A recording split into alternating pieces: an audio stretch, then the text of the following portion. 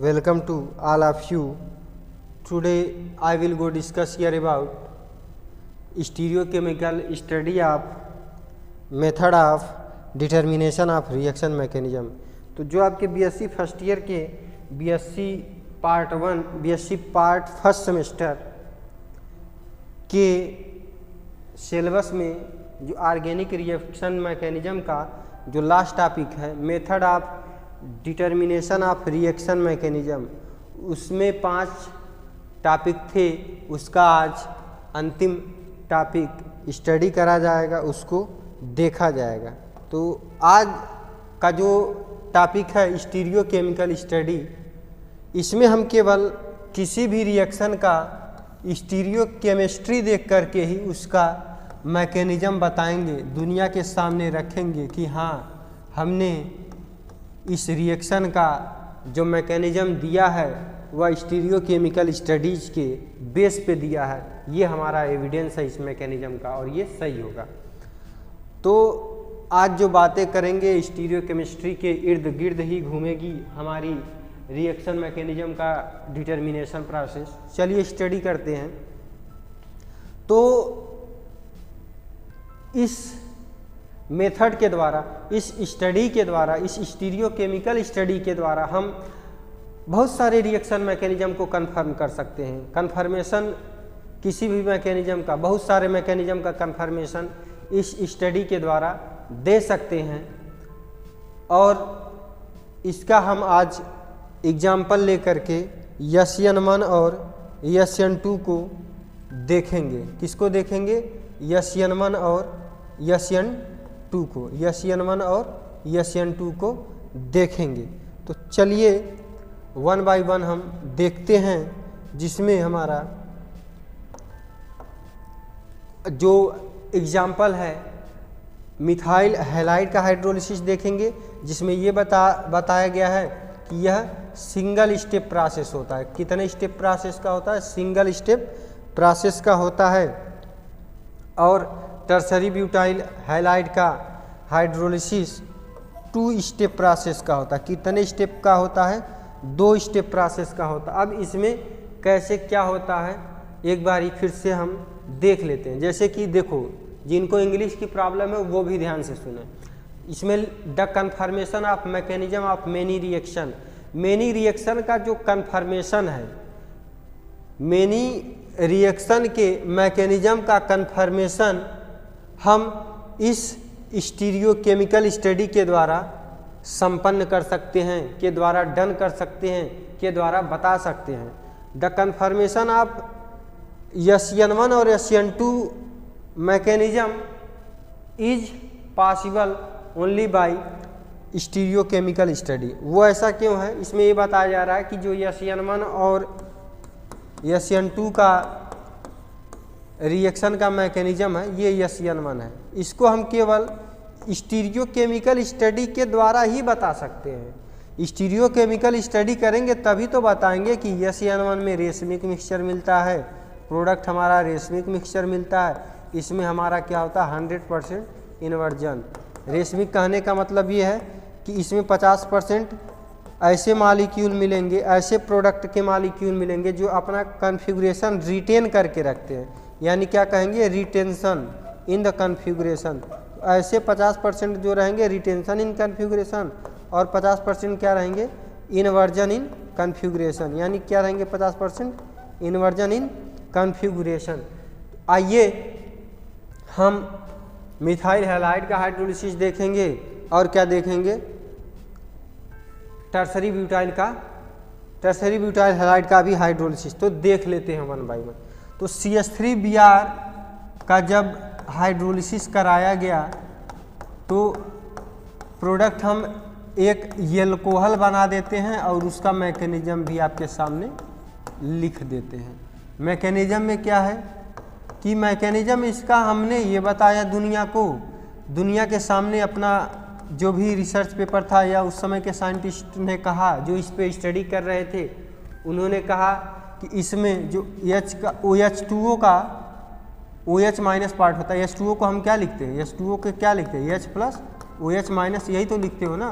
ये जो OH minus वाला पार्ट है ये इसके बैक साइड से अटैक करता है, इसको निकाल देता है और एक ही स्टेप में हमारा यह प्रोडक्ट बना लेता है।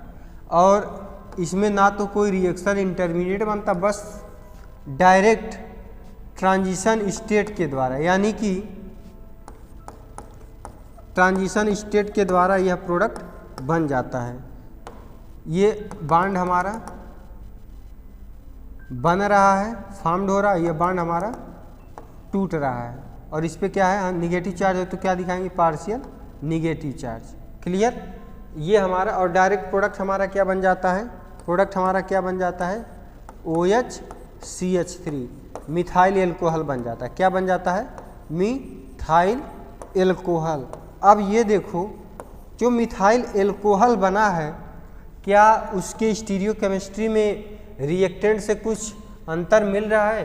तो आप बोलोगे यस सर मिल रहा है।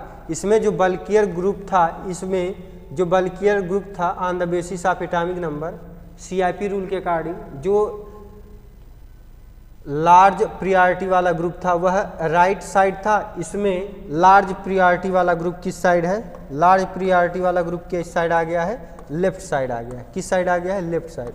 यानी क्या हो गया, क्या हो गया, यहाँ से आने में इन्वर्जन इन कन्फिग्रेशन हमें मिल गया। कन्फिग्रेशन में क्या मिल गया, टोटल इन्वर्जन मिल गया या इन्वर्जन इन कन्फिग्रेशन मिल गया हमारा। अब हम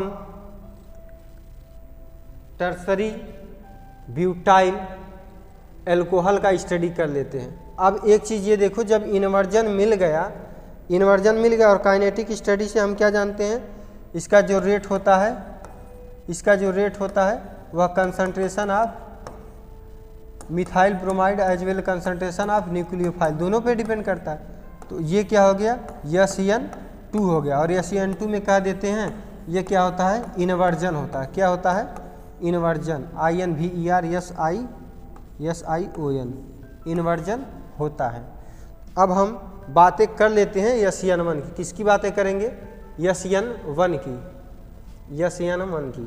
तो टर्सरी ब्यूटाइल हैलाइड का एग्जाम्पल लेकर के हम स्टडी कर लेते हैं। ये हमारा टर्सरी ब्यूटाइल क्लोराइड है या ब्रोमाइड है, क्लोराइड है।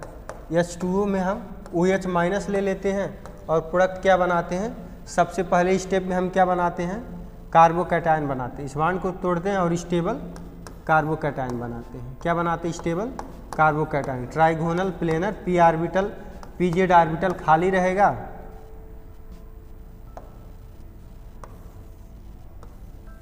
ये हमारा खाली है और sp2 hybridisation of the carbocation होता है।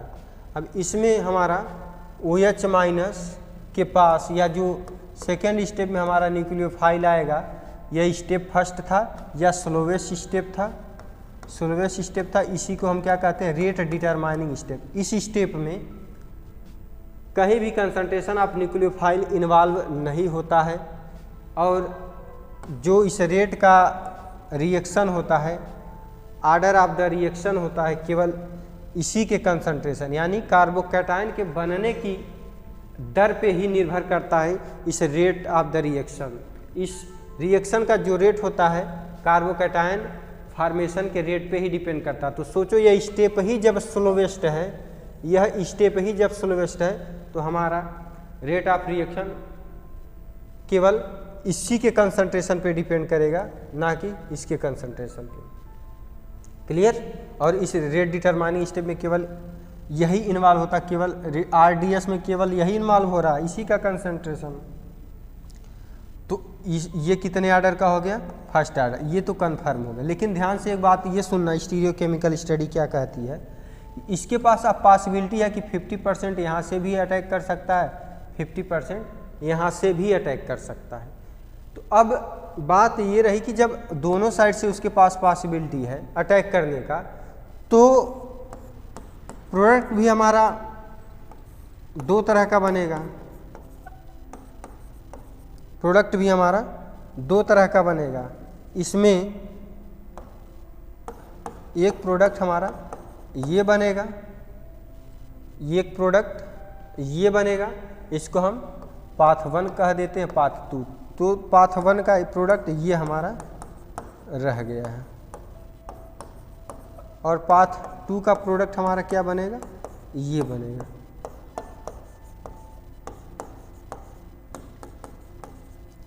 ये पाथ 2 वाला प्रोडक्ट है, ये हमारा पाथ 1 वाला प्रोडक्ट है। आप देख सकते हो कि ये हमारा, इसमें अगर CIP रूल के अनुसार देखा जाए तो जो CIP रूल के अकॉर्डिंग जो लार्जर ग्रुप है, जो लार्ज प्रियर ग्रुप है, वह क्या है, लेफ्ट साइड है। तो प्रोडक्ट में 50 ऐसे हैं जिसमें large prior group left side है, large prior group left side है, और 50% ऐसे प्रोडक्ट मिले हैं, इस तरह के प्रोडक्ट के मॉलिक्यूल मिले हैं जिसमें लार्ज प्रियर ग्रुप क्या है, सॉरी ये लेफ्ट नहीं, इसको हम राइट बोलेंगे, क्या बोलेंगे, राइट बोलेंगे। यहाँ राइट साइड है और यहाँ क्या है हमारा 50% क्या है, राइट साइड है। क्या है, 50% में लार्ज प्रियर ग्रुप राइट है और 50% में क्या है, लेफ्ट हैं, 50% लेफ्ट हैं। अब यहाँ कहोगे कि यहाँ राइट टू राइट मिला तो कहोगे रिटेंशन इन कन्फिग्रेशन, यहाँ क्या मिला हमको, रिटेंशन इन कन्फिग्रेशन मिला। और यहाँ क्या है, इन्वर्जन इन कन्फिग्रेशन मिल रहा है, इन्वर्जन इन कन्फिग्रेशन। जब 50% रिटेंशन हुआ, 50% इन्वर्जन हुआ,